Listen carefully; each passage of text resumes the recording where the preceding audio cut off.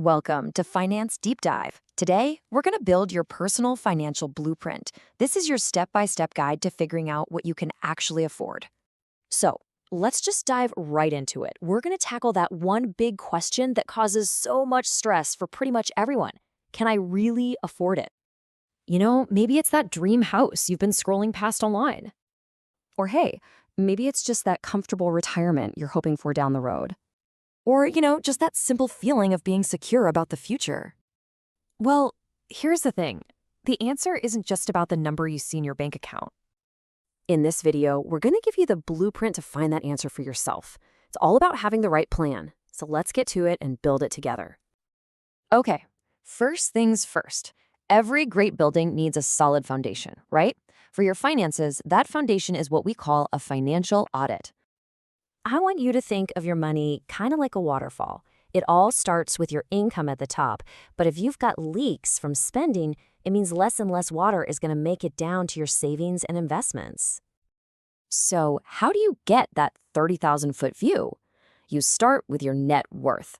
Honestly, it is the single most powerful snapshot of your financial health, period. And the formula couldn't be simpler. It's just what you own, your assets, minus what you owe, your liabilities. That final number, it tells the entire story of your financial journey so far. And speaking of what you owe, this brings up a really crucial point. Not all debt is bad. Some debt, we'll call it wealth-building debt, like a mortgage, can actually help you grow your wealth. But then there's consumer debt, like from a credit card or a car lease, and that stuff just drains it. So think about it this way.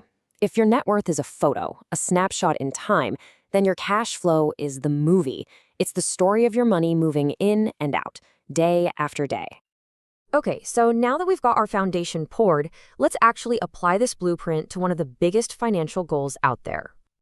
Let's go back to that dream house. When you go to a lender, they're not just looking at how much cash you have for a down payment. They're looking at two key numbers. The big one is your debt-to-income ratio. If more than 43% of your monthly income is going out the door to pay off debt, well, for most lenders, that's a huge red flag. You're in the danger zone. So, what's your target? You really want to aim for 36% or less. Hitting that number makes you look like a fantastic borrower, and that's how you get the best loan terms. And this is a real game changer. A strategic approach would be to focus on paying off that high-interest debt before you even start saving for a bigger down payment. Seriously, lowering that DTI ratio makes you a way stronger homebuyer. By the way, if you are liking the content, don't forget to subscribe. It really motivates us to keep posting. All right, so you've got the blueprint. The foundation is solid. Now let's talk about upgrading it. How do we accelerate your wealth and really supercharge this thing? The engine for all of this is something called compound interest. You've probably heard of it. It's basically interest on your interest. It's the magic that happens when your money starts making its own money. And just look at this difference. On one hand, you have a savings account earning, well, not much. On the other, the S&P 500. The gap between just saving your money and investing it is absolutely massive over the long haul. And here's something you absolutely have to remember. Your money has to grow faster than inflation. If it doesn't, you're actually losing value. It's like running on a treadmill and slowly sliding backwards. So how do you choose the right tool for the job? Well, it's all about matching your investment to your goal. For short-term stuff, like an emergency fund, you want something super safe like a high-yield savings account. For long-term growth, that's where stocks and ETFs come in. Okay, let's wrap this up with your action plan. This is how you take everything we've talked about and actually put it into practice. And you don't have to do this with a pencil and paper.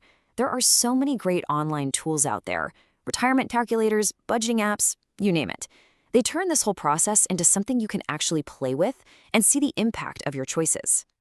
Because being able to afford your goals, that's not some finish line you cross. It's a continuous process of building. So the real question is, now that you have the blueprint, what are you going to build first? And hey, if you found this video helpful, please don't forget to subscribe.